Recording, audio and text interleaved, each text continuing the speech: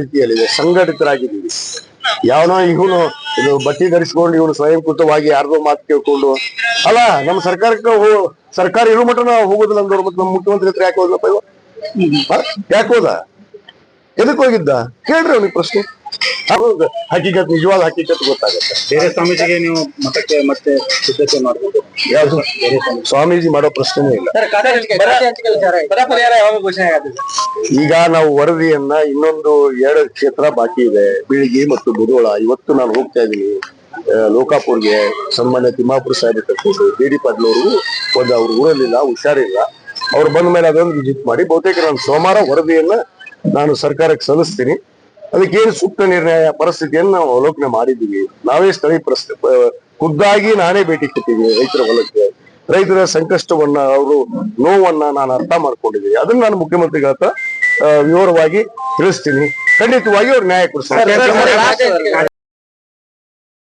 Notification ಮಾಡಿದ್ದು ಕುಮಾರಸ್ವಾಮಿ ಅವರೇ ಮುಖ್ಯಮಂತ್ರಿ ಇದ್ದಾಗ ನೋಟಿಫಿಕೇಶನ್ ಆಗಿತ್ತಲ್ಲ, ಅವಾಗ ಟೌನ್ಶಿಪ್ ಮಾಡಕ್ ಬೇಕಾಯ್ತು, ಈಗ ಬೇಡ ಆಯ್ತು. ಈಗ ಇವ್ರ ಭೂಮಿ ಐತಲ್ಲೇ, ಆ ಭೂಮಿ ಉಳಿಸ್ಕೊಳ್ಳೋದಕ್ಕೆ ಇದು ಕುಮಾರಸ್ವಾಮಿ ಅವನ ಮಗ ಮಾಡ್ತಿರುವಂತ ಒಂದು ಡ್ರಾಮಾ. ಇದು ಪಾದಯಾತ್ರೆ. ಅಲ್ಲಿ ಹೊಂದಾಣಿಕೆ ಐತೆ ಅವರಿಗೆ, ಬಿಜೆಪಿ ಅವರಿಗೆ, ಜೆಡಿಎಸ್ನವ್ರಿಗೆ. ಜೆಡಿಎಸ್ನವ್ರು ಒಂದು ಪಾದಯಾತ್ರೆ ಮಾಡ್ತೀವಿ ಅಂತ ಕೂಡ ಈ ಬಿಜೆಪಿ ಅವ್ರು ನಾವು ಬರ್ತೀವಿ. ಈ ಬಿಜೆಪಿ ಅವರು ಕೂಡ ಒಟ್ಟಾಗಿ ಮಾಡ್ತಾರ ಅನ್ನೋದು ನೋಡ್ರಿ ನಾಟಕ. ಡಿ.ಕೆ.ಶಿ ಅವ್ರು ಮಾಡಿತಿರ್ತ ನೋಡ್ರಿ, ಸರ್ಕಾರದ ಒಂದು ರೈತರಿಗೆ ಈಗಾಗಲೇ ಪರಿಹಾರ ಕೊಟ್ಟಿದೀವಿ. ಎಷ್ಟೋ ರೈತರಿಗೆ ಈಗಾಗಲೇ ರೈತರಿಗೆ ಪರಿಹಾರ ಕೊಟ್ಟಿದೀವಿ. ರೈತರು ತಗೋತಾ ಇದ್ದಾರೆ, ದುಡ್ಡನ್ನು ತೆಗೆದುಕೊಂಡು ಹೋಗ್ತಾ ಇದ್ದಾರೆ, ನೋಂದಣಿ ಮಾಡ್ತಾ ಇದ್ದಾರೆ. ರೈತರು ಒಪ್ಪಿದಾಗ ಇವ್ರು ಯಾರ್ರಿ? ಇವ್ರ ವೈಯಕ್ತಿಕ ಆಸ್ತಿಯನ್ನು ಉಳಿಸ್ಕೊಳಕ ಇದು ನಾಟಕ ನಡೆದಿದೆ. ಮತ್ತೊಂದು ಏನಿಲ್ಲ, ಇವ್ರ ಆಸ್ತಿಯನ್ನು ಉಳಿಸ್ಕೊಳಕ್ಕೆ ಅಪ್ಪ ಮಗ ಹೆಂಡತಿ ಹೆಸರಲ್ಲಿ ಆಸ್ತಿ, ಅಪ್ಪ ಮಗ ಡ್ರಾಮಾ ನಾಟಕ.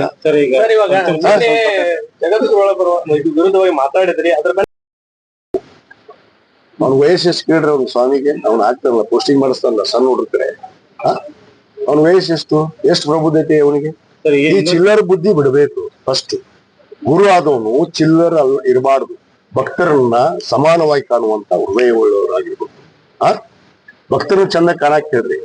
ಯಾವ ಬಟ್ಟಿಯನ್ನ ನಾವು ಧರಿಸ್ತೀವಲ್ಲ, ನಾನು ನಿನ್ನೆ ಅದನ್ನೇ ಹೇಳಿದೀನಿ. ಆ ಬಟ್ಟಿಗೆ ಹೌದಪ್ಪ ನಾವು ಮಾಡಿದ್ವಿ, ಕರೆ ಒಪ್ಕೋತೀನಲ್ಲ. ಮಾಡಿದ್ರೆ ಉಳಿಲಿಲ್ಲ, ನಡ್ಕೊಳ್ಳಿಲ್ಲ ಮನುಷ್ಯ. ಅಲ್ಲಿ ಬಿಜಾಪುರದಲ್ಲಿ ಇನ್ನೂ ಕಂಪ್ಲೇಂಟ್ ಬಾಕಿ ಐತಿ. ಅದ್ ಏನಾಗೈತೆ ಅದ್ರ ಬಗ್ಗೆ ಜನರಿಗೆ, ಸಮಾಜಕ್ಕೆ ಉತ್ತರ ಕೊಡಂತ ಹೇಳ್ರಿ. ಎಲ್ಲೋದ್ಲ ಅಯ್ಯಮ್ಮ? ಯಾಕೆ ಕಂಪ್ಲೇಂಟ್ ಕೊಟ್ರು? ಅವ ಹೇಳ್ತಾನ 11 ಕೋಟಿ ಇದ್ದಿದ್ದು 3 ಕೋಟಿ ಡೀಲ್ ಬಂತ ಅಂತ ಅವ ಮಾತಾಡ್ತಾನ. ಇವ ನೋಡಿದ್ರೆ ನಾಟಕ ಮಾಡ್ಕೊಂಡು ಅಲ್ಲಿ ಯಾವ್ದೋ ಒಂದು ಊರಾಗ ಕುಂತಾನ. ನಾಟಕ ಹಾಕ್ಬೇಕ್ರಿ. ಅದಕ್ಕೆ ಸಮಾಜಕ್ಕೆ ಉತ್ತರ ಫಸ್ಟ್ ಕೊಡ್ಲಿ, ಆಮೇಲೆ ಮಾತಾಡ್ತೀವಿ. ಅವನಿಗೆ ನನ್ನ ಬಗ್ಗೆ ಮಾತಾಡುದು, ಅಧಿಕಾರದ ಬಗ್ಗೆ ಮಾತಾಡುದು. ಈ ಯುವ ಬಂದ ಮ್ಯಾಗ ನಾವು ಅಧಿಕಾರ ಮಾಡಕತ್ತೀವ. ಕಳೆದ 50 ವರ್ಷ, ಇವ್ನಿಗೆ ಇನ್ನೂ 48 ಆಗಿರ್ಬೇಕು ವಯಸ್ಸಿಗೆ. ಇವ್ನು ಹುಟ್ಟಕ್ಕಿಂತ ಮುಂಚೆಗೆ ನಾವು ರಾಜಕಾರಣದಾಗದ್ವಿ. ಅದು ಅವನಿಗೆ ತಿಳ್ಕೊಂಡಿಲ್ಲ. ನನಗೇನು ಬುದ್ಧಿ ಹೇಳುವಂತದ್ದು ಅವನ ನಂತರ ಅವಶ್ಯಕತೆ ಇಲ್ಲ. ನಾನೇ ಸಾಕಷ್ಟು ಬುದ್ಧಿ ಹೇಳಿದ್ದೆ ಅವನಿಗೆ. ಸರಿ ಮಾಡ್ಕೋ, ನಿನ್ನ ದುಷ್ಟು ಬುದ್ಧಿನ ಬಿಡು. ಒಬ್ಬ ಸ್ವಾಮೀಜಿಯಾಗಿ, ಗುರುವಾಗಿ ಹೇಗಿರ್ಬೇಕು, ಕಾವಿಗೆ ಸನ್ಯಾಸಿಯನ್ನು ವಹಿಸಿದಂತವ್ರು ಹೇಗಿರ್ಬೇಕು ಹಂಗೆ ಅರಿವಿಟ್ಕೊಂಡು ನಡಿ ಅಂತ ಹೇಳಿದ್ರೆ, ನೆಡ್ಲಾರ್ದಕ್ಕೆ ಹೊರಗೆ ಹೋಗ್ಯಾನಂತ ಅವ್ನ ಮುಗಿದ ಗತಿ. ಅವ್ನ ಇನ್ಮ್ಯಾಗ ನಾ ಮಾತಾಡೋದು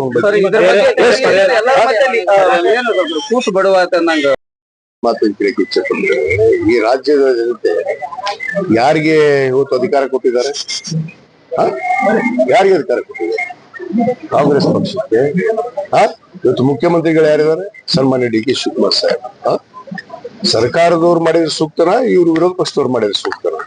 ಅವ್ರು ತಮ್ಮ ಮನಸ್ಸಿಗೆ ಪ್ರಶ್ನೆ ಹಾಕ್ತಾರೆ. ಈ ನಾಟಕ ಮೊಸಳೆ ಕನ್ವರ್ಸೋದು ನಮಗೆಲ್ಲಾ ಗೊತ್ತಿದೆ. ಬಿಜೆಪಿ ಸುಮ್ನೆ ಈಗ ನಾವು ಮಾಡ್ತಾ ಇದೀವಿ ಅಂತ ಬರ್ತಾ ಇದ್ದಾರೆ. ಸರ್ಕಾರ ಆದೇಶ ಮಾಡಿರೋ ಹಿನ್ನೆಲೆಯಲ್ಲಿ ಇವತ್ತು ಇವ್ರು ನಾಟಕ ಮಾಡಕ್ ಬರ್ತಾ ಇದಾರೆ. ಅವ್ರು ಜೆಡಿಎಸ್ ನವರು ಬರ್ತಾರೆ. ಇವ್ರು ಮೊದ್ಲಕ್ಕೆ ಒಂದಿಲ್ಲ, ಇಬ್ರೆ.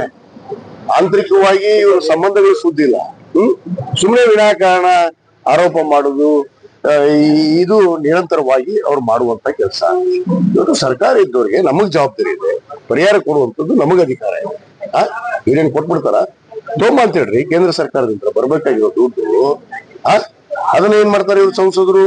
ಇದೇ ರವಿಕುಮಾರ್ ಏನ್ ದೊಡ್ಡ ಮಾತಾಡ್ತಾನಲ್ಲ, ಅವ್ರು ಹೋಗಿ ಕೇಂದ್ರ ಸರ್ಕಾರಕ್ಕೆ ನರೇಂದ್ರ ಮೋದಿ ಭೇಟಿಯಾಗಿ ಕರ್ನಾಟಕ ರಾಜ್ಯ ಸರ್ಕಾರಕ್ಕೆ ಎಷ್ಟು ಅನುದಾನವನ್ನು ಕೊಡಬೇಕು, ಇವತ್ತು ಬೆಳೆಗೆ ಪರಿಹಾರ ಕೊಟ್ಟಿಲ್ಲ, ಏನು ಬೆಳೆದಂತ ಬೆಳೆಗೆ ಬೆಂಬಲ ಬೆಲೆ ಕೊಡ್ಲಿಲ್ಲ, ಮಾಡಿದ್ರ ಕೇಂದ್ರ ಸರ್ಕಾರದ್ದು? ಸುಮ್ನೆ ಇದು ಮಾತುಗಳು ಹೇಳೋದಕ್ಕೆ ಚಂದ ಇರುತ್ತೆ. ಇವರೆಲ್ಲ ಮಾಜಿಗಳು ಹೋಗಿ ಅಲ್ಲಿ ಒಂದು ಡ್ರಾಮಾ ಮಾಡಿ, ನಾಟಕ ಮಾಡಿ, ಏನ್ ರೈತರಿಗೆ ಸದ್ಯ ಪರಿಹಾರ ಕೊಡಿಸ್ಬಿಡ್ತೀನಿ ಅಂತ ನಾಟಕ ಮಾಡ್ತಾರೆ. ನಾವು ಅದಕ್ಕೆ ನಮ್ಮ ಜವಾಬ್ದಾರಿಗಳನ್ನ ಗೊತ್ತಿದೆ, ನಮ್ಮ ಮುಖ್ಯಮಂತ್ರಿಗಳಿಗೆ ನಮ್ಮ ಜವಾಬ್ದಾರಿಗಳು ಏನು ಅನ್ನೋದು ಅರಿವಿದೆ. ರೈತ ಈ ದೇಶದ ಬೆನ್ನೆಲುಬು, ರೈತ ಅನ್ನದಾತ ಅನ್ನೋದು ಅರಿವಿಟ್ಕೊಂಡಂತವ್ರು ನಮ್ಮ ಮುಖ್ಯಮಂತ್ರಿಗಳು. ಅವ್ರಿಗೆ ನ್ಯಾಯ ಕೊಡೋದೇ ನಮ್ಮ ಮೂಲ ಉದ್ದೇಶ. ಇವತ್ತು ಬೆಂಬಲ ಬೆಲೆಯನ್ನು ಕೊಟ್ಟಿದ್ದೀವಿ. ಇವತ್ತು ಎಷ್ಟು ಈ ಕಳೆದ 3 ವರ್ಷದಲ್ಲಿ ಎಲ್ಲಾ ಬೆಳೆದಂತ ಬೆಳೆಗಳಿಗೆ ಇವತ್ತು ರೈತರಿಗೆ ನಾವು ಬೆಂಬಲ ಬೆಲೆ ಕೊಟ್ಟಿವಿ. ಇವ್ರು ಹಿಂದೆ 2018 23 ಕೊಟ್ರ, ಅವ್ರು ದೇವರ ಹಾನಿ ಮಾಡಿ ಮನೆ ಹಾನಿ ಮಾಡಿ ಕೇಳಂತ ಹೇಳ್ರಿ, ಹೇಳಂತ ಹೇಳ್ರಿ. ಒಂದು ಬೆಳೆಗೆ ಇವ್ರು ಬೆಂಬಲ ಬೆಲೆ ಕೊಟ್ರ.